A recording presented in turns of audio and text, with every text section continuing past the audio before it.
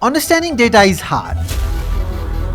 But when someone with 30 years of experience walks you through it with stories, use cases and real examples, it becomes surprisingly easy and genuinely interesting. So my background is actually data analytics. So I spent almost 35 years looking at data. You should always do what your gut says because our brain is constantly analyzing a lot of data. In this conversation, they explain how data actually works, from how it is collected and cleaned to the hidden mechanics behind decision, products and system we use every day.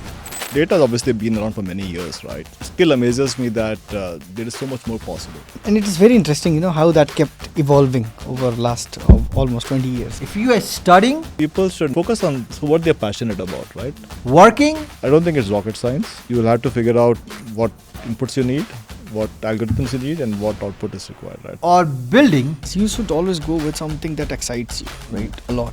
you need to understand the basic of what makes data good, what makes it dangerous, and how it quietly shapes the choices around you. Having that multi-dimensional data is important. It's good for the business. I don't consider any data as bad data as long as it is collected properly. If you want to make smarter decisions and understand the invisible force shaping your world, this episode is for you. Yeah, Anunay pulled me into entrepreneurship long back in 2007. Oh wow. The ultimate use case, obviously, which I think the world is moving towards right now, is to mimic the human brain. This episode is strengthened by Hama Steel and insured by Himalayan Everest Insurance.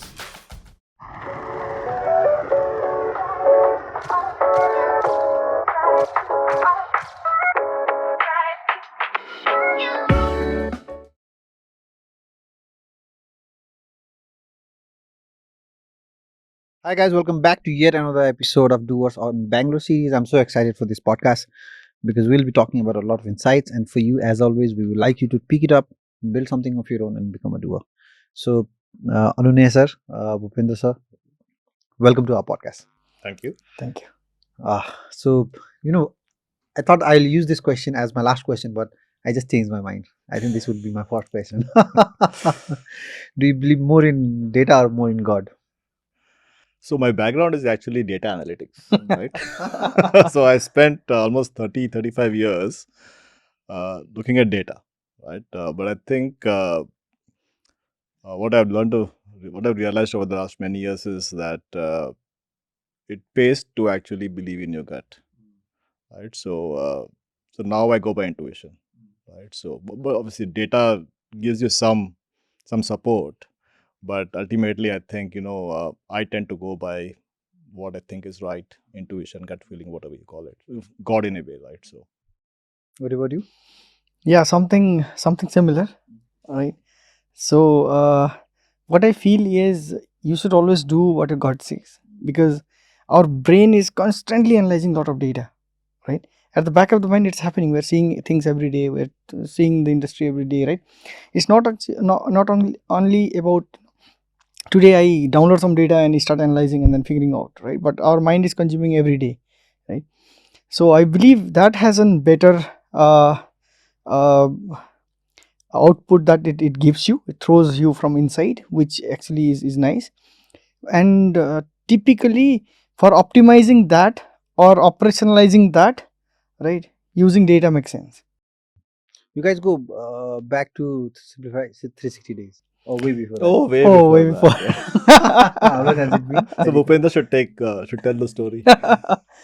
Yeah, Anunay pulled me into entrepreneurship long back in 2007. Oh wow. Right, so that was the first company, Marketelligent, where we built, and I was just happy working in Fair Isaac and doing some consulting works.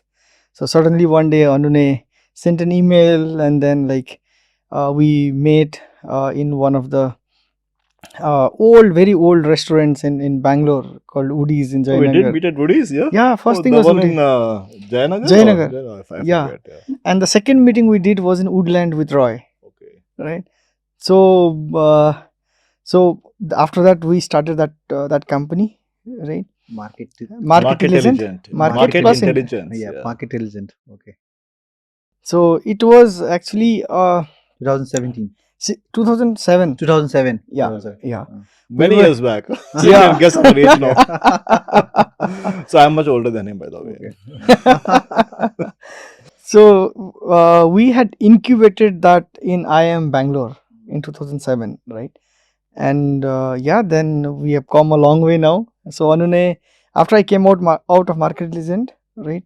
So during Simplified Days, Anunay was one of our first investor, right, in the friends and family round. And Anunay again came to us when I was starting Dogsee. So one thing I remember from Bhupendra, right, when he was with us, I think just before leaving or somewhere in between the year and a half, right, we were having chai, right, tea in IIM Bangalore canteen, and Bhupendra proudly says, "This is my last job. I will never work for anybody again." Mm.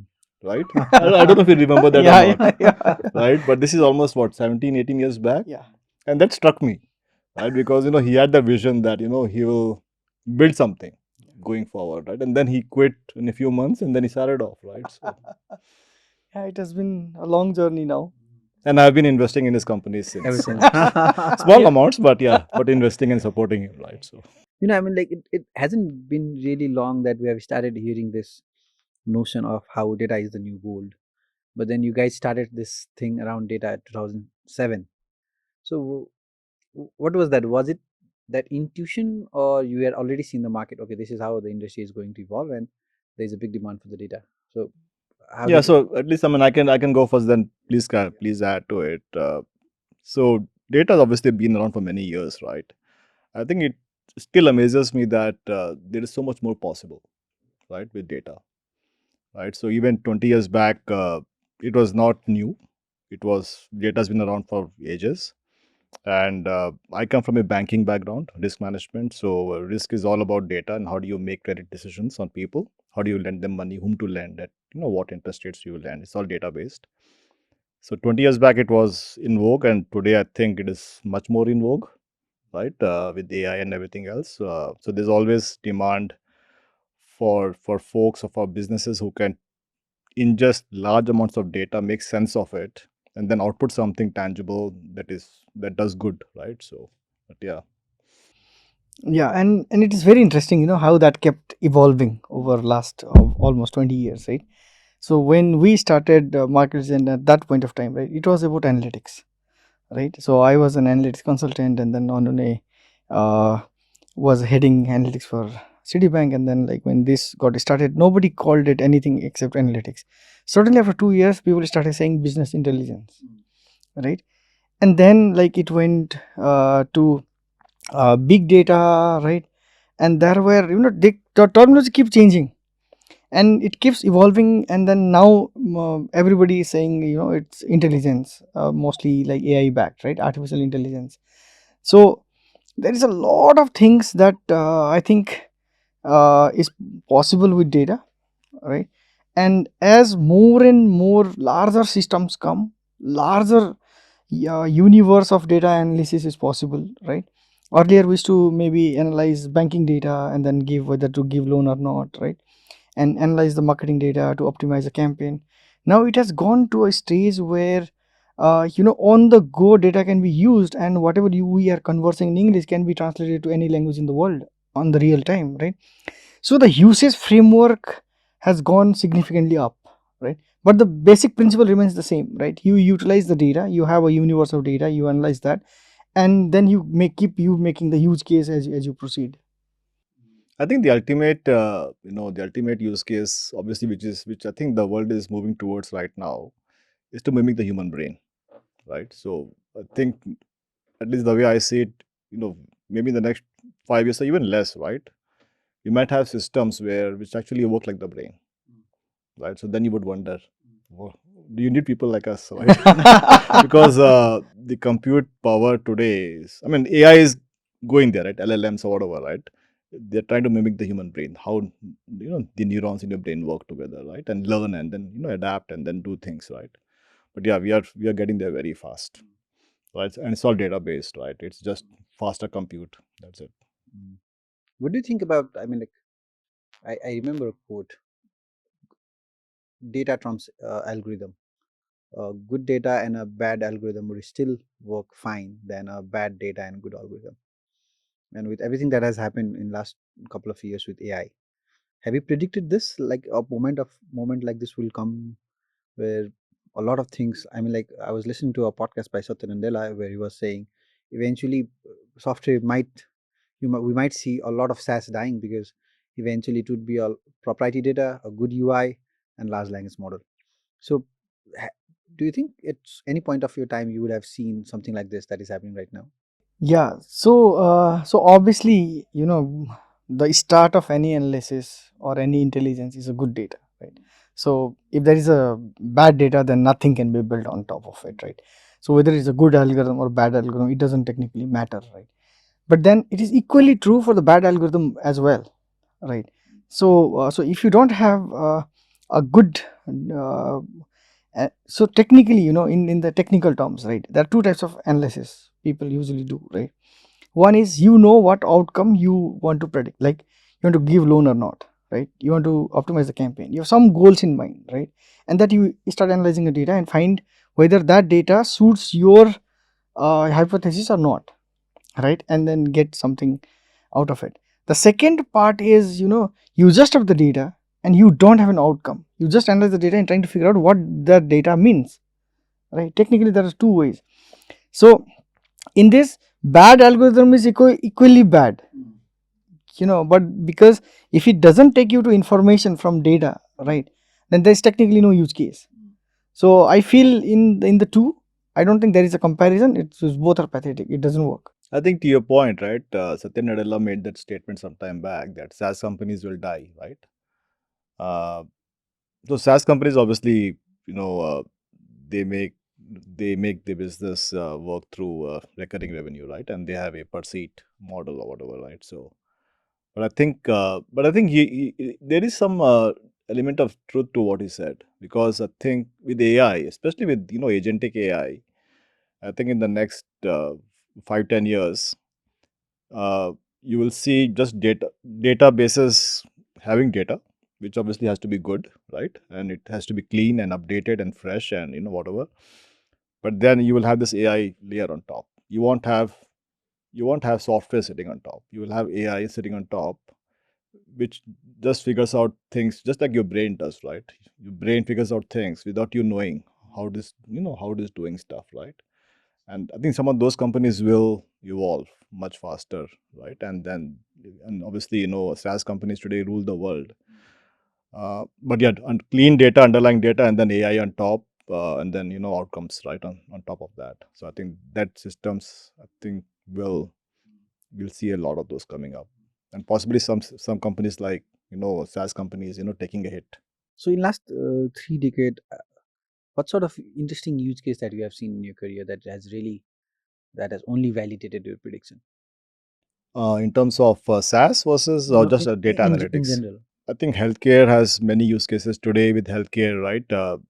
You can look at X-rays or radiology reports, right, and figure out things much faster, much accurate, with much more accuracy than what a physician can do, right? So I think some of those use cases are quite good. We have some companies in Bangalore that are looking at space satellite pictures from space, right? And they're trying to figure out where there is a gas leak, or where there is pollution happening, or where there is pests on crops, right? Just looking at some spectrum of the wavelength, right? And from space, and they're able to figure out all these things, right? That's all database. Obviously, you need images, but you're looking at data underlying images and trying to figure out where there is a pest attack on crops, and then how you can remediate that attack, right? So there's a lot of use cases. So some of the main sectors: agriculture, healthcare, education, right? So some of these sectors will see, I think, at least from a Southeast Asia perspective, largely agriculture, and not high GDP per capita, right? We'll see a lot of such use cases, taking off, right? So Is it as a data guy? Is there any particular industry that fascinates you? I mean, like in terms of impact it can have. You must have worked on almost any. so I like agriculture. Uh huh. I could see farmer Yeah, in your bio. so I do have a small firm, but it is a tough industry. I don't think, at least in India and surrounding countries, people have been able to, leverage data analytics AI in helping our farmers, get their level of, whatever, right, up. It has not really happened, right? So I think there is scope, but yeah, I mean, it is a challenging space. But agriculture is where, at least, I'm trying to figure out things right now, right? So I don't know, but we'll see. But yeah, it is. Yeah. So obviously this is impacting a lot of industries in different form, right? And some of the industries that fascinates and is not much talked about is also, one is a cross border trade, right? And so a lot of those things are already happening. Like there are blockchain setups, right, where suppose say today I need to export something from India to Germany, right? So first we need to close the client, then he gives the PO, then we build it, then we go to the government authorities, multiple government authorities, take some certifications, right? And then you reach out to the customs clearing house. Then there is a freight company that we takes in the sea, and then there is a clearance house on the other side. So there are so many bits and pieces that goes, right? And if you have multiple components within the company to build that, then again it goes back. Once you get the order, you procure from a lot of people, right? So now there are a lot of blockchain based things which are now coming, and they are taking this industry to the next level, right? Like I saw one use case in Guangzhou, right, where if you want to import something from Guangzhou, right, you just go and give an order, and then there's some vendor, and you can just come back to Bangalore and your goods reaches here. You don't have to do anything, right? So it's all integrated, and then China has been very far ahead of these things, right? And like one from the order to execution, for not considering the making the product time, right, which is almost equal in different countries, only that operational part. If in China it is like couple of hours, right, in India could be like at least 2 weeks, right? And some of the countries could be like even higher, right? So so that integration of a multiple things is done using data and the blockchain technology, right? So some of those things are very very fascinating, because now we are, I think in couple of years we would see like a very remote village in India or Nepal, right? Somebody can plug into some of the blockchain things, and a villager can produce something, and a buyer in Mexico or Panama or in Germany can buy that, right? And everything else is just automated from the back, right? So it fascinates me to see how much global market reach anybody could get, right? From last 10 years, from what we were 10 years back to today, India has improved massively, right? Just come like a lot of things are automated and data driven and all this. So it always fascinates me how the efficiency is playing out. So I'm very excited, because that is the industry that I'm involved in last 10 years, right? So that is fascinating me a lot, actually. Coming from a data background, I mean, like, once you know the importance of data, and past that, anything that you do, you carry that thing in you, right? So how did your knowledge, your depth of knowledge around data help you build Dogsee in a much better way? Yeah, I think whenever somebody starts something, right, they always go back to what their expertise is, right? So my expertise was obviously technology and data, right? So the one of the first thing that I did was implement SAP, right, and bring all the different functions of the company into one, right? And whatever is going on from the production to the consumer insights and where we sell. Suppose say something gets produced in Uttarakhand, right? That should be has to be sold in US in Amazon, right? So we have integrated everything. So I know where it's getting produced, how much time it's taking, where it's going, and all that, right? So I invested a lot in this. So I feel in terms of bringing the connecting the dots and keeping the books absolutely clean, that has been something that I brought to this company. And when I see other of my competitors or my friends in the similar industry, right, they have some very unique expertise. Somebody comes from supply chain and he's better in supply chain than us, right? Somebody has come from the pet industry, so he knows the product better than us, right? So we all have our strength. So that strength for Dogsee has been, therefore internally we call ourselves pet tech company. Obviously pet tech is considered a very different one, where you use technology to measure dogs health or all lot of other things. So we don't technically explicitly tell people outside, but whenever I talk to the investors or I talk to my industry folks, I always tell them, like, we are a technology first company, because everything in the company is managed and measured and processed using the technology, right? So that has been quite natural for us. Yeah, so Bhupi's background is actually in uh, in banks first, and Yeah. then in Marketing. social media marketing, and then he starts a pet food company, right? So there's no connection you would see, right? But I think the point is underlying you're still looking at data, right, and trying to optimize things, right? Because even in a food company you have all this data, all the suppliers and manufacturing and distribution and everything else, right, which is all data based. And to really extract value out of the business you need to optimize it.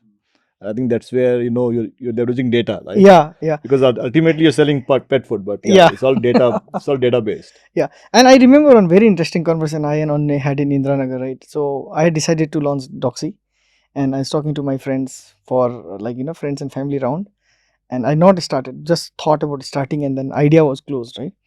And then one of the bakery, Anunay had come to drop his daughter for some badminton class or something, and then like after that we just sat there, and then I'm telling Anunay, I've thought what I'm going to do now, and it's going to be pet food.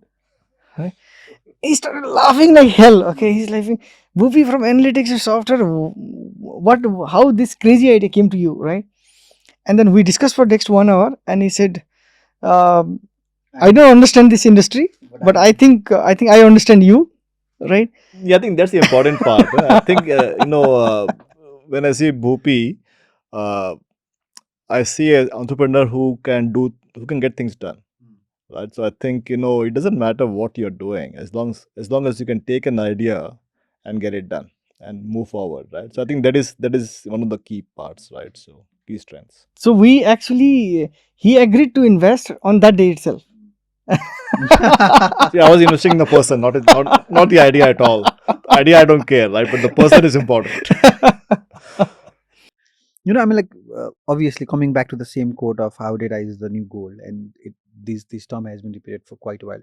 Do you think same amount of importance has been given on the knowledge that can be derived out of data, or do you see company just collecting data for the sake of it because there is a FOMO, fear of missing out, that if we don't collect data, if we don't have enough data, we might not have a leverage? But is the same degree of conversation is happening around extracting the intelligence out of data, and on top of that taking actions based on the intelligence?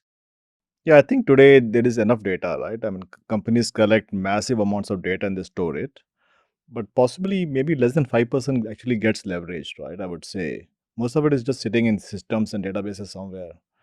But yeah, there is value. It's not easy to extract value because you need people who can, think business and who can also think data and analytics and technology, right? And it's very tough to find people who can do all those three or four things together.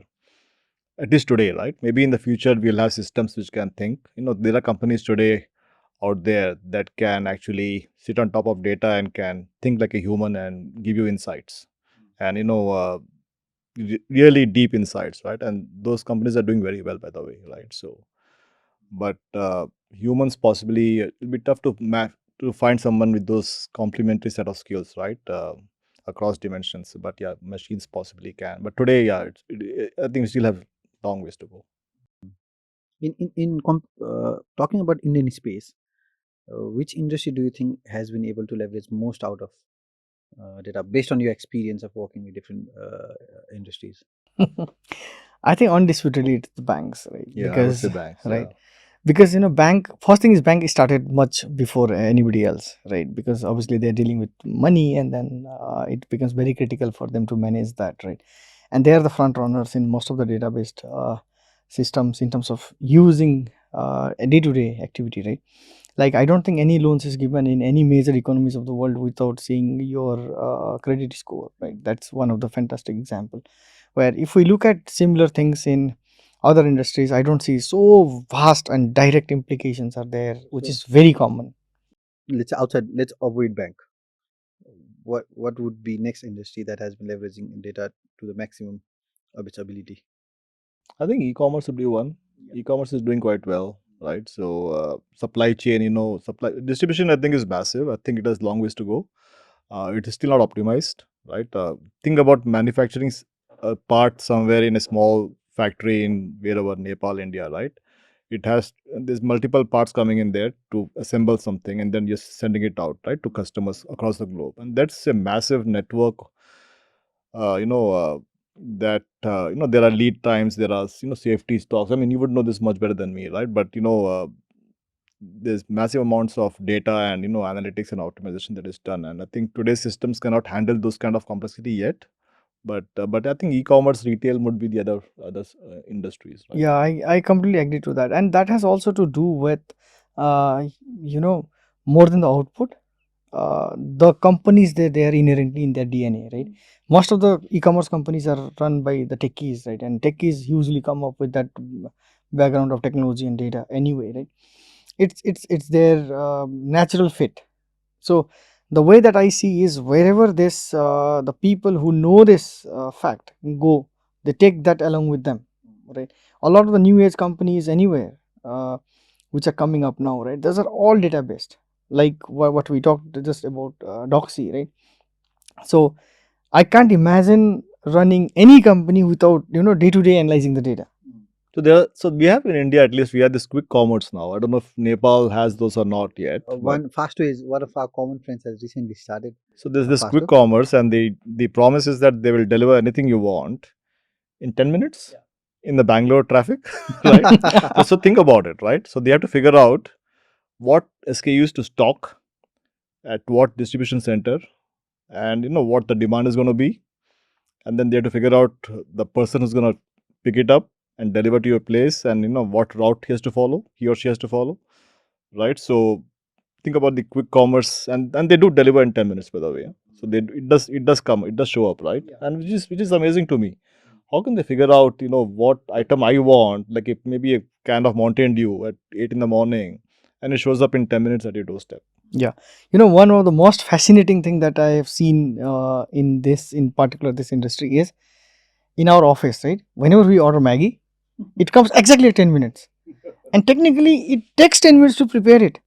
So Zepto has actually found out a way to analyze the demand So they have and it keep it ready. prepackaged. I feel so. Otherwise, do you think that's a need or a want? So people are spoiled these days, right? yeah. And more than need or a want, I would say, uh, anything that is efficient, right, or anything that saves time, right, takes any industry to the next level. That we have seen from earlier time, right? So people used to walk, then the like vehicles come, right, then train, and then flight. If you see everything, it was faster transport, then faster communication, then faster delivery. If you see, the world has always moved at a better efficiency in every industry, right? And for this also, now just say we are sitting here, right, and we have like 3 options, where Big Basket will give me in 2 hours, and Zepto will give me in 10 minutes, and Amazon will give me tomorrow, right? Versus, like, I can go and walk down the lane and bring it in half an hour, if you see, with the pain to take to walk there and then come back, right?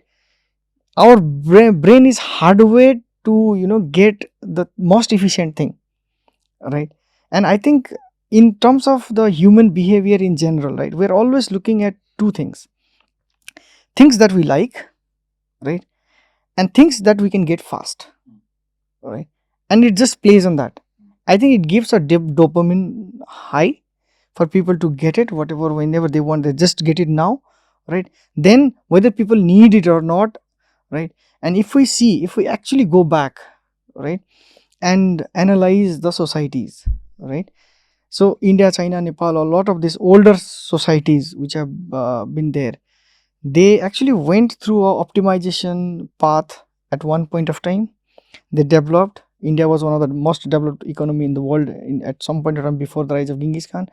Now, right, now if you see, we after that we went to slow down. And a lot of the time when we were growing up, right, our parents never told us ki, you should be big and on more, and but they always say, be safe, you know, stay happy and all those, right? So we went through that cycle, right? And I think what has happened is post 1500, when the race started happening in Europe, right? Who dominates the world and all that, and with a lot of different things, this GDP numbers and efficiency and all that again got into prominence, because before that they were not there, right? And then this again caught the world, right? So my feeling is that at one point of time we'll again start to figure out, right? And go back, right, to those things where if we see the older religious books and all that comes from India, China, Tibet, a lot of those different civilizations which were there earlier, very powerful, right? They always talk about calming your mind, remaining happy, right? Soothing life and all this, right? I think this is just the race that we are into, right? But it gives a dopamine high, so we just go for it, and that's where the industry develops. I think from a need and want, I think the once the basic needs are covered, then you start looking at those things, the wants, right? But I think it depends on the socioeconomic status also of people, right? So you won't find quick commerce in villages in India right now, but in cities where people have earning well, their needs are covered, then they want wants, right? And but yeah, I mean, I think to your point, we'll go a full circle, Yeah. right? So as economies develop over time, uh, they get better, right? Then they have a lot of wants, but then they realize that, okay, I think people realize that it's a bit artificial over time. Then they go back to the basics, right? So I think that cycle is playing in a lot of countries right now. So India, I think, is still climbing the curve. Maybe we have to figure out the other side, right? But some advanced economies have already figured out. For example, Some lot of Europe, European countries, entire right? Europe. Yeah, a lot of European countries are they eat very healthy. As Indians, I don't know if Nepal is it healthy or not, but in India, you don't eat healthy, right? We are very heavy on carbs, on oil, less exercise, right? This is for the slightly better off people, right, in terms of socioeconomic status. But in Europe, with the much higher per capita GDP, they eat healthy, they work out, they walk, right? So I think they have figured out many other things, right? So, but yeah, they have gone the cycle, right? Yeah, then they cycle to work, especially Netherlands, Denmark, a lot of countries, right? They cycle to work, Actually, right? I think it was a German chancellor who said that the measure of a country's prosperity is not how many cars they own, but how many people use the public transportation, right? I think that it was German chancellor, right? So that was a very profound statement, I thought, right? I mean, it is not about wealth and but a rich country can actually has the network, has the amenities for its common citizens, right? So for entrepreneurs who is watching this, I think storing a data, analyzing a data, converting a data into an intelligence, it's expensive, right? It takes resources, and data is everywhere. Everything is data. We create data point every second. So as an entrepreneur, how do we differentiate a good data, bad data, which data to capture, which data to not capture? How do we convert? What is the most ideal form of converting data into intelligence? So how do we move around in this? I'll give you my thoughts, and then Bhupi, you are running a business today, so you please add to that. But at least from my perspective, I start from the goal, right? What is your goal? You can store all the data you want, but you start from the endpoint, which is what I'm trying to solve, right? And then you work backwards to figuring out what data you will need to solve that problem, right? Otherwise, people tend to get lost, right? You see this massive terabytes of data, and then you try to figure out, what do I do with it? And that's not the right approach, right? I mean, you start with your problem, with the endpoint, and then work backwards, right? And to me, that has helped, in my journey. At least. Can you give an example? For example, can we talk about a use case or the similar process that you did in your farms?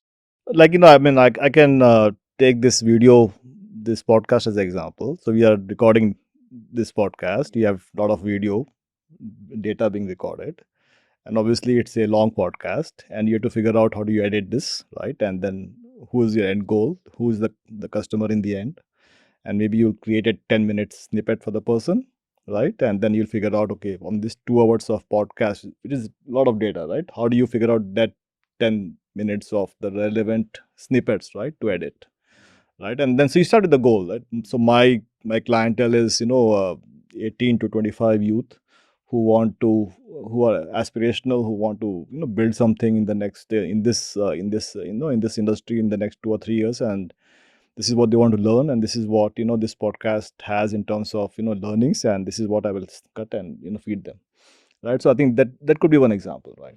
This is exactly what I learned till I started Dogsee. Okay, I strongly believed in this. Okay, And then and then it changed. changed. I always used to my client, right? I always used to tell them, guys, you're not utilizing data enough. You have this, you have this, right? Then we started Dogsee. Then the real the other side started hitting me, right? So the first thing that we do is whatever happens in the company, you want somewhere recorded so that you can analyze it later. Yeah, and you also store because there's a government regulation to it. You want to store it anyway because if some audit comes from somewhere and you want to show them, right?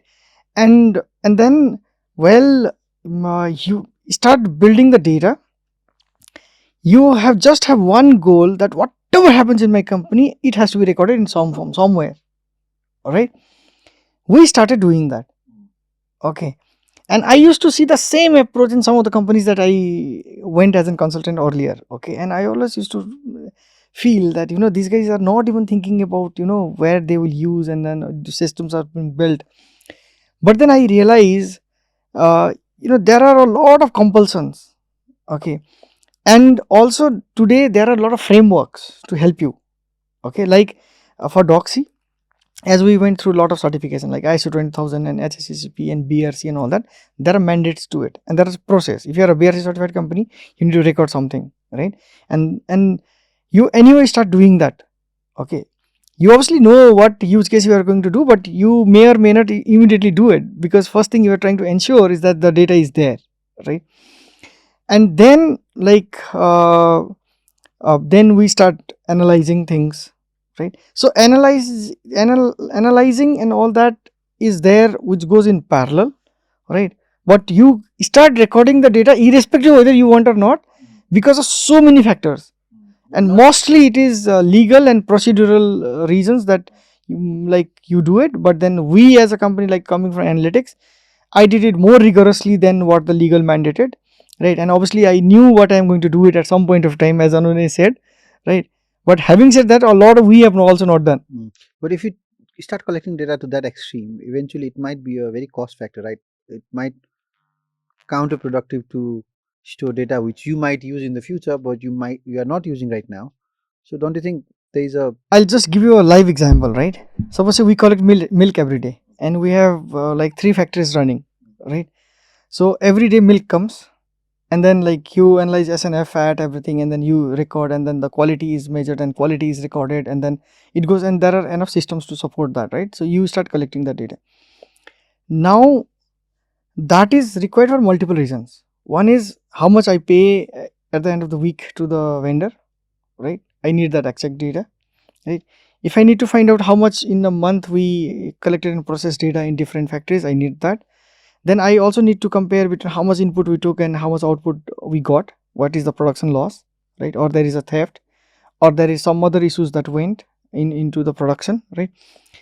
So there is inherent need that it's there.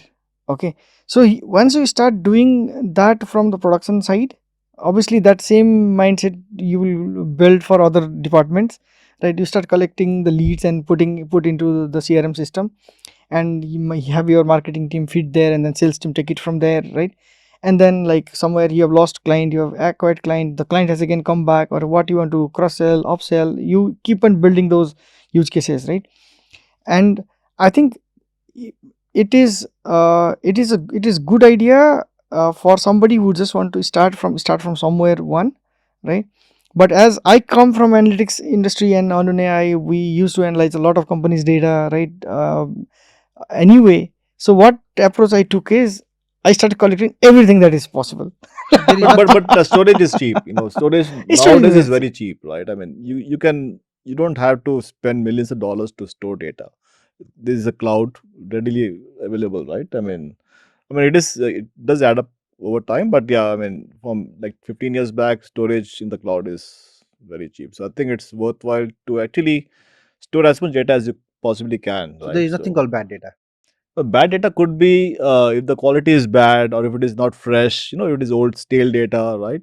But having data across dimensions, right? Could be supply chain, could be CRM, could be your associates, employee data, right? Could be customer data, whatever, right? But that having that multi-dimensional data is important. It's good for the business, right? But yeah, if the quality is bad, then obviously it's bad. Actually, Anup, I want to get to that bad data thing. Okay. Now, I don't consider any data as bad data as long as it is collected properly, right? The bad data is something, just like we collected this milk data, right? Someday you put, someday you don't put, and then like sometimes quality guy put, sometimes he doesn't put, sometimes there is some error. That data is bad. So the inconsistency in data collection could lead to Yeah, if you have automated systems to collect data, that's better. If you have the moment you have human intervention somewhere, you will have a lot of dirty data, bad data, errors. But yeah, there are ways today to actually figure out what particular data point is bad, and then somewhat fix it, right? But yeah, if you have, I don't know if you guys have automated systems or not, but Yeah. it is not easy. So there are something which can be automated, like like somebody brings milk, right? So that has to be fed by somebody. Yeah, so Right. some manual step is Some there. manual Yeah, step they- is there, People make mistakes. right? And then like quality guy test that. There is a system to input, but the input has to be that. And at some point, right? So currently we have smaller dairies, right? And so next one, the larger factory that we are planning to put next year, we're planning to put a SCADA system, which is a very advanced system in the dairy industry, where there the machines analyze the milk and then they feed the data directly, and then the quality guy is just checking there whether things are done properly or not. So those systems are there, but they require a massive investment in setting up the dairy, which obviously in the future we are going to do. Currently our dairies are automated for work, but not for data collection. So data collection is there in SAP, right? And SAP and our machinery is not intelligent, so they don't feed the data, right? But machinery will give the data, the guys will be there and they feed the data. So that is there. So we There's an entire field called IoT these days, right? I mean, I don't know. I'm sure you have sensors in your factory, right? But IoT depends on sensors collecting data on a automated basis, periodic basis, and putting it in some database somewhere, and then you can look for it, right, and figure out trends and stuff. But IoT is a big, massive field out there, right? can you take this as a first principle would be if possible, always take automated data. Can we take that as a principle? that is always the best thing if you can, but that comes with a cost, right? Sensors and Yeah. systems and everything. So now we're talking about lot of sources. You get milk, right? You put, and then that is automatically known on who brought that, how much, and all this, and then there is a machine that analyzes the quality and then inputs the data, right? Obviously that requires a massive setup, that IoT setup technically, right? Those are smart systems. And then you have to implement some systems like SCADA to back it up. That's a software layer to it, right?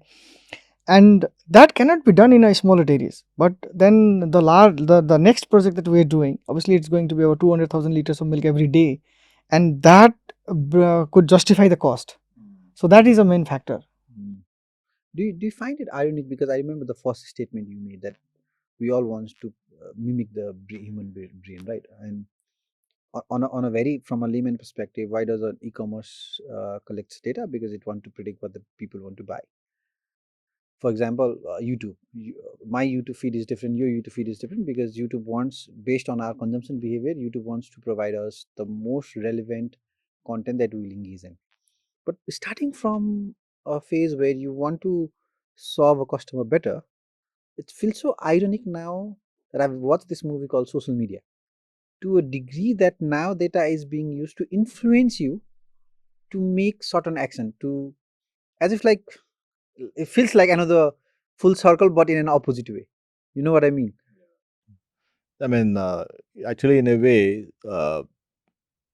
the lines between the lines are being blurred right now, right? So you don't know if you are being influenced or if you are being shown what you like, right? Or and there's all these theories right around that, like dark theories around influencing and people not being aware of what what they are seeing or listening or watching, right? And if it is really something that they want to watch, or they are just being shown because they can be influenced, right? But there's a negative side to all this also, right? For example, of TikTok. I mean, like when I look at TikTok and when I look at my consumption behavior in YouTube, it on at least on YouTube, at least if I'm not watching it from the feed, if I'm going to the source, I'm making a conscious decision of what to watch, right? But with TikTok and Reels, the data. Yeah, I mean, I watch elephants, so I get elephants in the farm. So sometimes I watch some elephants videos, and every time, the next videos are all about elephants, right? So then you start getting influenced. Okay, there's so many elephants in the world that is going to be a nightmare, right? And then this can have political ramifications. Think about it from a political side, from a socioeconomic side. Because people then get influenced so fast because they're being fed the same content over and over again, right? But those are negatives, right, of all this social. Yeah, actually, in this, right, what I have found is there are two things. Okay, number one is somebody trying to influence you in some form, right, which is mostly politically motivated. That is one part, right? I think that part governments have to come into in between and then intervene, right? So consumer, as a consumer, we don't know, and we can't do anything about it. But there is other side also. Other side is like just Anunay said, right? Watching elephant and all time elephants keep coming, right? It sometimes takes us to a dark universe where, suppose, say, like, a big incident happened, right? Just like a moment in Nepal, right? My actually feed in all my social media has been really bad after that day, because it happened in my country, so I couldn't restrict myself but to watch that, right? Now the algorithm is reading that all the political violence are what I am interested in, and they're feeding me from Peru to Philippines to this which I'm not interested in, right? So one day what I did, I sat in front of the system and I kept putting not interested, not interested, not interested, and I consciously made a decision, go, and I wanted that my old feedback, right, where I listen to, like, good content, like some of the good gurus from India and outside, Gorgopal Das to Simon Sinek, a lot of those people whom I like to listen. You retrained your data. Yeah, I had to do that consciously, right? And especially the youth, the young people, when they actually get into this, they wouldn't even know this, right? And a lot of the times when we Even the old people. I I think it's the extremes on both Yeah. sides, right? Yeah, So, exactly. yeah. This is very, very, very serious, and I feel this is taking us to such an extreme, right? So Where what do you you do about it now? what I feel, what I think governments can do this. Okay, I think government has to Well, I think not the tell. government. I think they have to be independent parties. I don't think government will have a vested interest to keep themselves in power. No, but if it But is there has to be public, then some. there can be scrutiny, right? But there'll have to be some independent bodies. Like today, I mean, a lot of the media channels are government biased, right? There's a strong bias, right? Because the ruling party always wants, Yeah, their. that's a global trend now. Yeah, I mean, most countries, right? But I think, and there has to be independent bodies that can actually be outside the government, political system, and then create those rules or whatever, right? So that there is some neutrality in the data. Yeah, some good content, right? I think if government makes a mandate which is public, which goes through a lot of democratic scrutiny, that which especially countries like European countries, US, India, all those countries can do, right? Most of the countries may not, but they can do is put up a democratic framework. These are the quality content systems, right? You need to have at least 50% feed from this content only. You cannot put the dark content more, right? So adding on to that, TikTok introduced STEM on its screen. So earlier it used to be just for you and following. Now it has introduced STEM, so that science, technology, engineering, STEM, okay. STEM. Okay. Oh, okay. Engineering and maths. Huh. Okay, so I'm not on TikTok. So. Yeah, we don't see don't have TikTok. Yeah, TikTok, yeah. But But it's very scary world that we are getting into with this. Algorithms always making you spend more. no, I see my, in my family, I see some of my elders, relatives getting heavily influenced because, of these recommendation engines, right? That all these, media channels have, right? And it needs some moderation somewhere. And as a human being, have we started surrendering to data? For example, at times when I on my Netflix, like Netflix suggests for you, right? And I've started watching what it is suggesting me. It's as if like we have started surrendering because the privilege is so high, and eventually, if now post that, if my data now what data will be created out of my consumption behavior on Netflix? If I'm watching a content that is recommended by Netflix, now it's not my conscious decision, right? So eventually this trend might crash somewhere, right? I mean, like it's a data created on top of suggested data. But I think some of these platforms also have ways to randomize some of your recommendations and then test it. So I think they're also learning and evolving, and they have some controls in place. But yeah, I mean, you could have systems where controls are not there, and they can go a bit haywire. But I think some of these more advanced platforms will try and test and see what else you like, and then they will try to balance things out, hopefully, right? So, but yeah. Yeah, I'll just add to this, right? Actually, when you said surrendering to data, right? I would say surrendering to comfort. No, surrendering to recommendation. So I think we have always done that, right? So there are certain flights we have to pick from them. There are certain transport things that we have to pick from them, right? There are certain options available to us. It's there, right? So what we do is, there is a conscious decision we all always take. We just don't take the shortest or the fastest way always. We may also choose something else, right? But it is very inherent to human beings, right? Anything that comes easy, right, we are prey to that. Would you guys agree if I make a statement that it is going to be privacy versus privilege?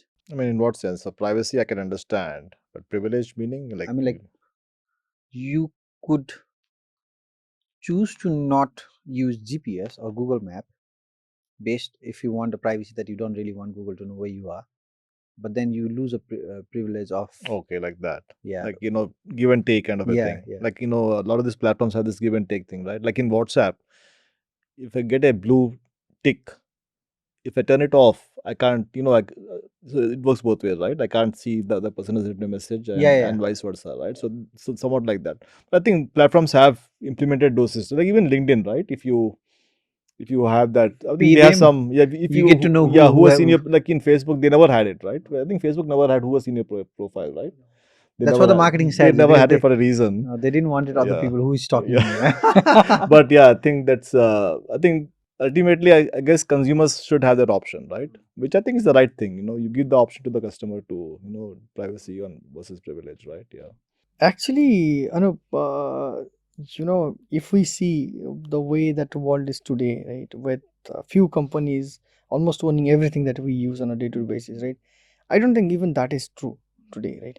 You may not use privacy is a myth now. Yeah, if you don't use Google Maps, Google still know me because they know the location of my phone, which is Android or iPhone, right? So this is again getting blurred, right? And even for this, I think for all the industries which have developed at least 30, 40, 50 years, it gets regulated. And I'm not big fan of regulation that you need to regulate all the innovations of the world, right? But we need to regulate enough, right? Like Steve Jobs himself said, right? So I made this device, but it is not meant for less than 13 years of age for iPad. And I think there's news that he didn't allow his children to use Yeah. iPad until the certain age. Yeah. So some of those things, I think somewhere, conscious it has to come. And either there is a parental control or there is a government control, right?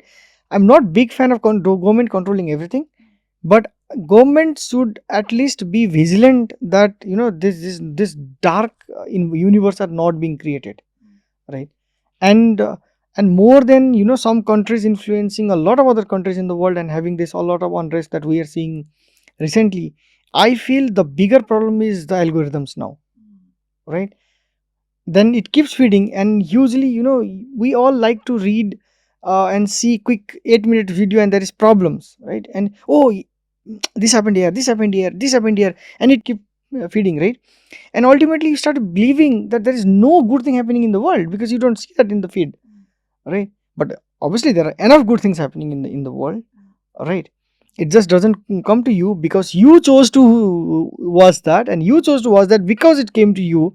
It's technically a information bias, that information leakage in the data that we used to call in the earlier days. I don't know what they call it today. In analytics days, when we used to analyze the data, it was called the information leakage, where the outcome you want to derive from the data, that outcome has already been put in the data earlier, right? So I think we're getting into this. Yeah, I think the best thing is to give customers the option, right? To but yeah, customers are normally not that aware also, right? So then there is a risk. That some of us might be aware, many of us are not. So looking at like the 3 decades of your experience in data, has there been a, like, what was the first instances where you actually went through a eureka about, oh my god, this data, like what actually pulled you into in this industry more? So for me, it was actually an accident. It was by accident. Uh, but I think in every field, uh, you're trying to build a hypothesis and then prove it or disprove it, right? So my background is actually in chemistry, right? Okay. So it's not in banking, it's in chemistry, and I did a PhD in chemistry. Oh wow. So so the background is all trying to create better materials, better chemicals, materials for whatever, right, for human use. But in the end, you're looking at again underlying, you're looking at data analytics and trying to make put things together, right? So the foundation layer is, I think, was always how do you take something, how do you make sense of it, how do you solve a problem and achieve a goal, right? And that can be applied to any discipline. Chemistry background, but then we were doing it in banking also, right? So I don't think so. I think it's quite transferable, right? The skills are quite transferable. It can be in supply chain, could be in telecom, could be in retail. So some of these skills are fairly fungible across industries, right? So, but yeah, this was like 30 years back. You make me feel old now.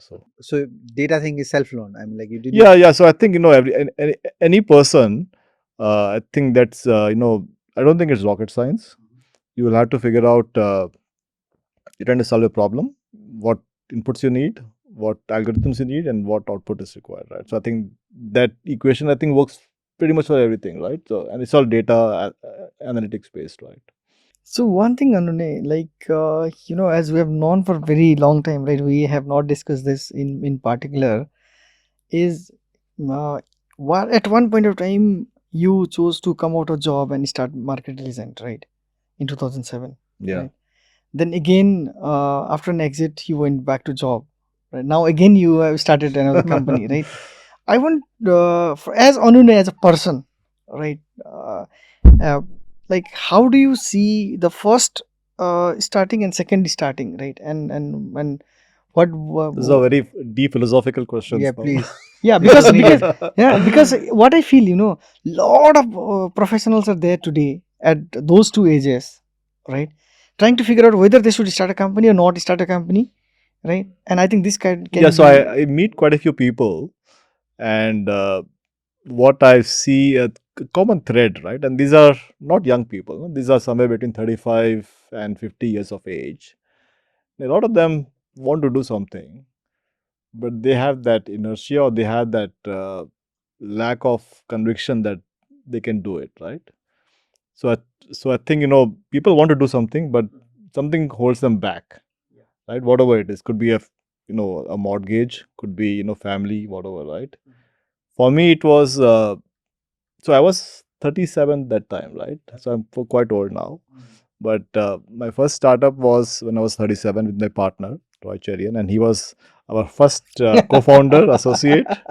Uh, but to me, it was more about not having regrets later on in life, right? So it was about doing something uh, and building something and creating something, and not having to look back when you're 50 and say that I wish I could have done that, right? So and how did you convince Bhavi?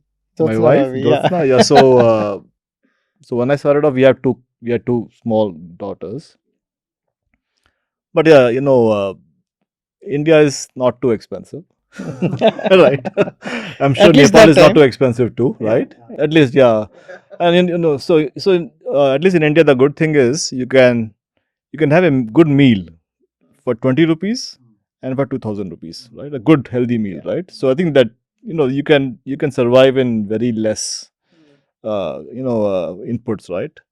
So yeah, so my wife had a job, so she's a professor, so she had a job, and our kids were small, so we didn't have too many obligations. But yeah, the driving factor was not having regrets, when you are older in life, right? And then obviously to create something, right? To build something. And this Well, time, This time what pushed you? I'm still trying to figure out what it is this time. I don't know yet. But I think the freedom, right, to do things that you want to do in life, right? So Isn't a habit? I mean, Because you got into that thing. so I have worked in corporates, right? I've worked in some pretty large banks, all the way from American Express to, I mean, it's a series of banks, JPMorgan to Citibank. Uh, but I think I'm not a career corporate person, right? I mean, some people are there who will excel in corporates, right? They will climb the ladder, right, every year, and they'll do well. But I don't think I am one of those folks. I would rather, do something and build something, just like Bhupendra, right? And create something that you can, and then obviously have a good team, right, and create some value out of it for your investors. what Yeah. comes first for you, scale or impact? I think impact, yeah, impact is always good. Yeah. So yeah. So, Anunay, 30 years back, if I would have asked the same question to Anunay, you would have answered the same thing? Uh, See, I think skill is overrated. Scale. Scale or skill? Scale.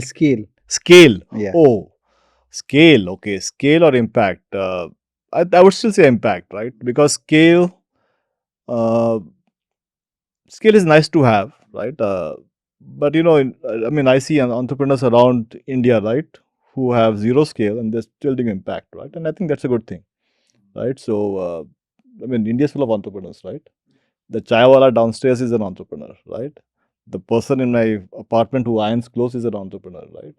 But they don't have scale, right? But they are doing something good, right? So, and And they're creating jobs. if I would have asked the same question to a 30 years younger Anunay, Yeah, but so scale is always good to have, because that's when you get the multiplier effect, right? And you can build a much bigger business, right? But you can also build a niche business that is focused and that has some solid impact, right? So what about you? he'll go for scale. Yeah. I know. He knows me very well. So obviously, the way that I feel is obviously impact gives a different kick, right? It gives a kick, but I feel you need scale to have a larger impact, right? Therefore, that is the reason that I would choose scale, right? And I have one more philosophical question for you, Anand. Okay. All right, I'll take this liberty. So now, as you have two kids, both professionals working in US, right? But you have already built a company and then took an exit, right? Uh, how much uh, push suggestion or anything you talk to them, or try to influence them, Them to is get my it to your my kids, kids. Okay, okay. to start a company I don't interfere in their lives. completely. No, it's Completely? very tough. You have with kids, especially when they are, in the early in the careers, right? You have to walk a very fine line. You can't push them, right? But you have to somehow influence them, right? So yeah, but it's very tough to tell them what to do, because then they will never do it. Right? That's one way of turning them off So you rather completely. nudge Right? them. You kind of figure out a way to work with them, right? Because see, ultimately, uh, your aspirations are yours and theirs are theirs, right? So they will follow their dreams and their aspirations, but we do try to influence them, to start something of their own, right? So Actually, so I wanted to ask you this because so my dad was an entrepreneur then, right, when we were kids, and but then he always wanted us to be settled, to do study good, and then do take a good job, right? at the end of the day, none of us did that. Okay, we all started for some work for some time, and then I came out first, and I started, and then my brother came out, my sister came out. Right now, nobody is a working professional, but then everybody has a business, right? So, but he never pushed us towards that. And a lot of this I see a lot of the entrepreneurial families that I see, right, especially in Gujarat and Rajasthan, right? They have a very nice way of training their kids to be entrepreneurs right from the start, right? Which the other societies I see lacking that, right? That is where I was coming from. And I think that's more about the community itself. I mean, like the community itself ends up pushing or nudging them into starting our own company than one individual, right? I think it also depends, at what, what struggles your one generation up has been through, one or two generations, right? So I think it depends on that also. If your parents have struggled, they would want their kids to have a somewhat stable life. If your parents have done well, then they would want you to take a risk. Possible, right? So I think it depends a lot on your family background also. There is a circle, no, good leaders create good times create bad leaders create bad times. Yeah. If you have to look back in your life, have you now reflecting it back in your life, have you taken personal life decision by analyzing data? Personal decisions. So like Life decisions. I got married, so that was a big one. So I met What data did you analyze so I to met get married? so I met somebody in graduate school. No, maybe let me reframe. Maybe the question that I'm trying to ask is how analytical one becomes, because as a data analyst, how analytical do you become when it comes to taking personal life decisions? Not too much actually. I think most of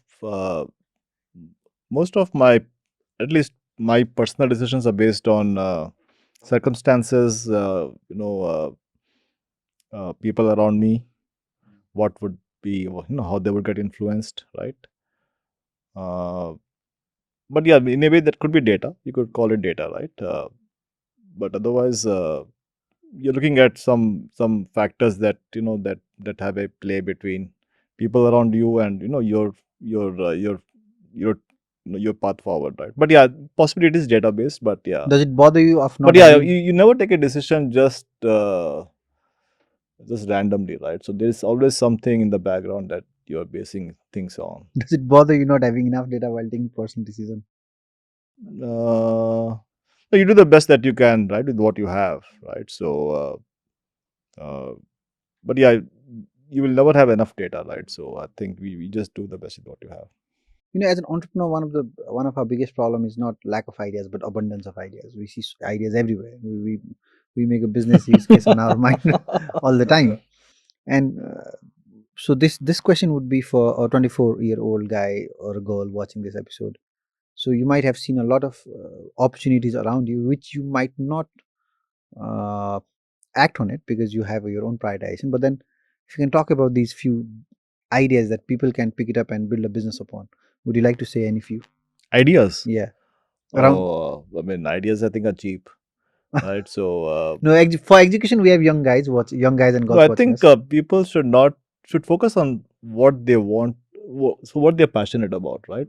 So I don't know why you chose dog food, but ideas are plenty, right? You have to figure out what idea, what space really excites you, right? And then find something in that space, right? But yeah, but it could be a combination of your passion, uh, and what skills you have, right? What background you have, like again Bhupendra, right? I mean, I don't think he had any background in pet food, right? No. Right. So I don't know how you came up with that idea. What I feel is you should always go with something that excites you, right? A lot.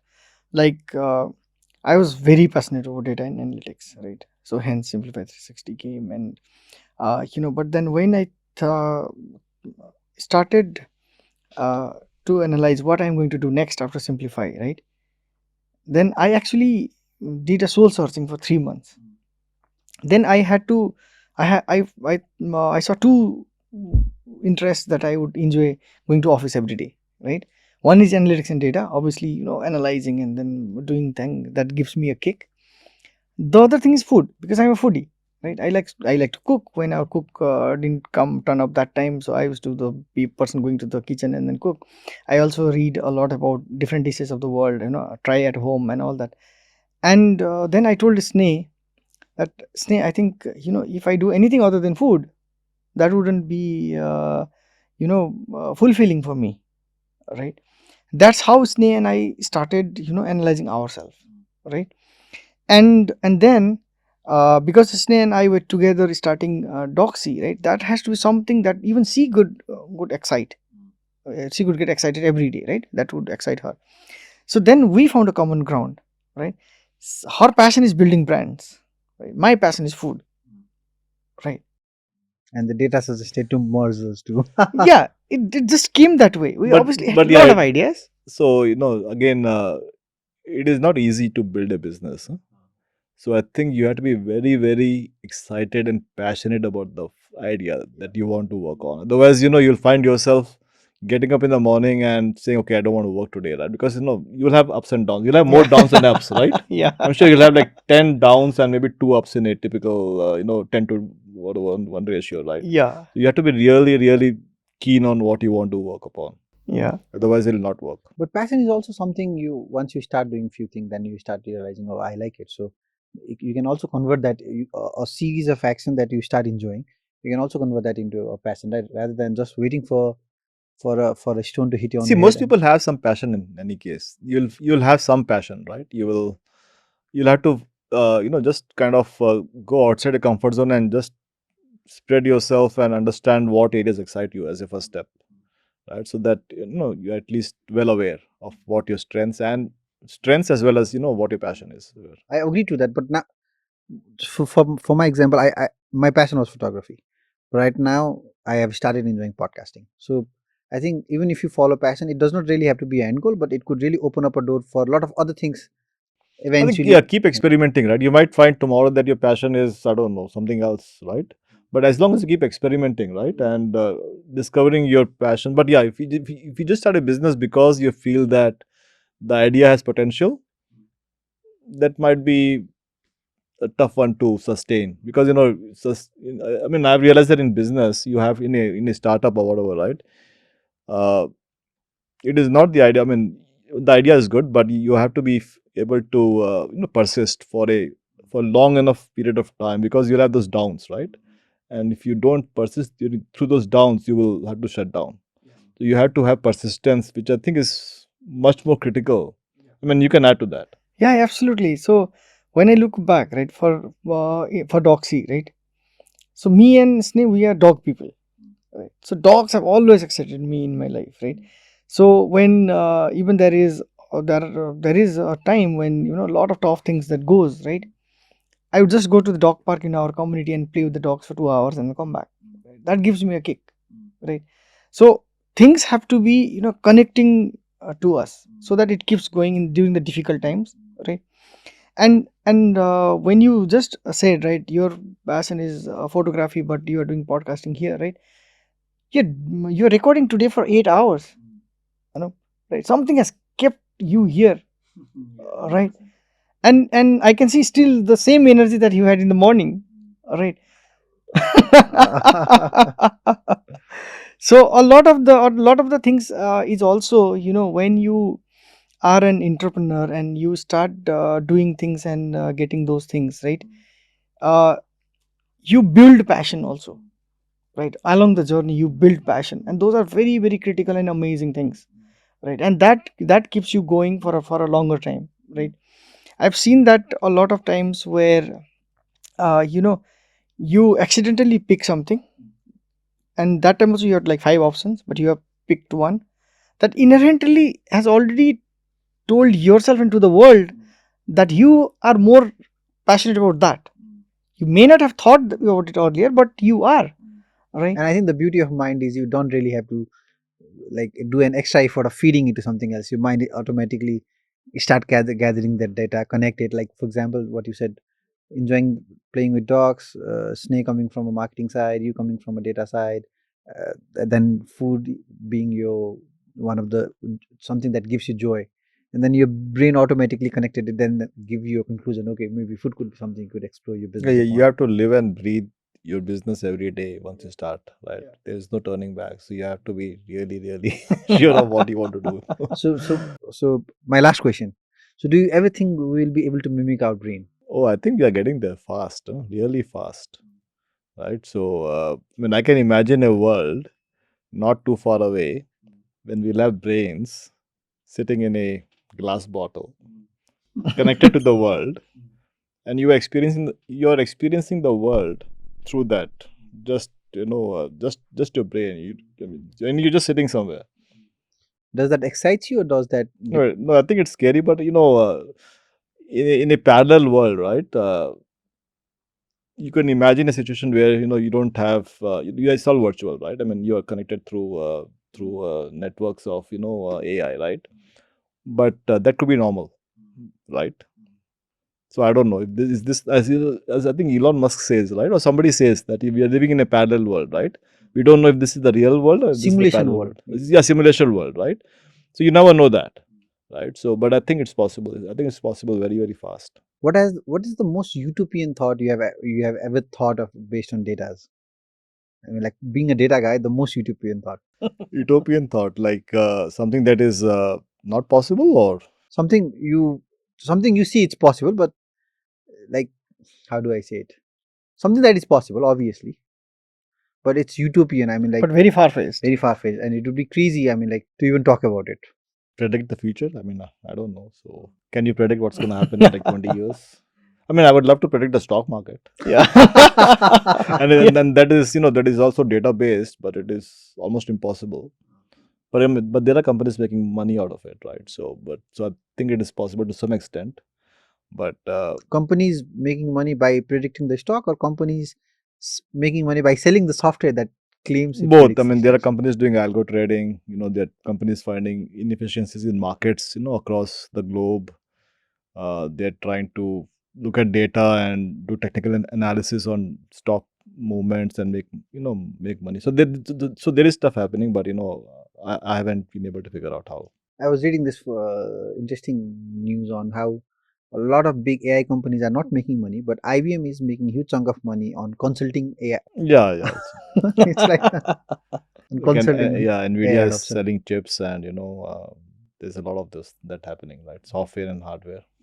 So, what would be your suggestion to young people who are watching this episodes about life, about journey, about entrepreneurship, about business?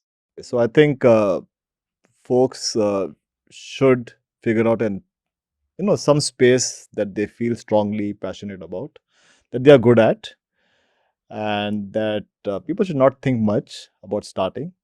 It's good to start and fail than not to start at all, right? So you have to experiment.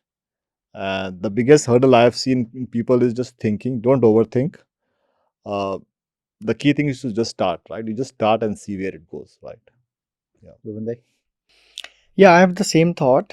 So basically, entrepreneurship like swimming, right? I always believe in this idea, right? You will never learn it till you jump into the pool, right, or a river.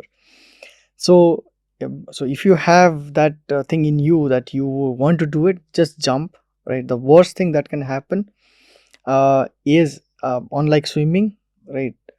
You just fail, and then you can always go back to where you were, right? You always have that option, right? Because you're not playing with life and death unlike swimming. But this is something which is very, very important, because we are a young nation, right? We are a young nation, but Nepal is very young, about 25 years in average. India 27, right? We're pretty much young. And we all have a responsibility towards our society, and in general towards our countries also, right? Where we need to generate a lot of jobs, because there are a lot of people in our countries, right? We have probably the highest densities in the world, right? So if we don't take this risk, all right, if we play safe, then we're not going anywhere. So entrepreneurship, I think, is a must, right? And the only way that India, Nepal, or the South Asian other countries survive so long, having so bottom of the pyramid in terms of economic, especially the GDP per capita, right, is, I believe, there are millions and millions of small, very small and micro entrepreneurs who are doing smaller things like selling tea to doing ironing and all that. So it has to that is the way to go, right? And if you have a little bit of resources, if you have little bit of passion, right, please go jump and see, right? And I think it's a good thing to do. So yeah, thank you so much for watching this long. I really hope you have taken few takeaways. We'll link Anunay LinkedIn below, and if you have some great pitch, definitely reach out. Or a lot of good things happens when you reach out without an expectation of getting a response back. No, I don't try to respond. So I think with this we come to the end of our Bangalore series. Thank you so much for making this happen. It would not have been possible without you. The encouragement, the message that I get. Reach out to us at partners@thedoersnepal.com if you have anything to say. Get as I always say, take the ideas, execute on it, become a doer, and I think everything will follow on the path. We'll be back again with another amazing episode. Till then, you guys take care. Bye bye.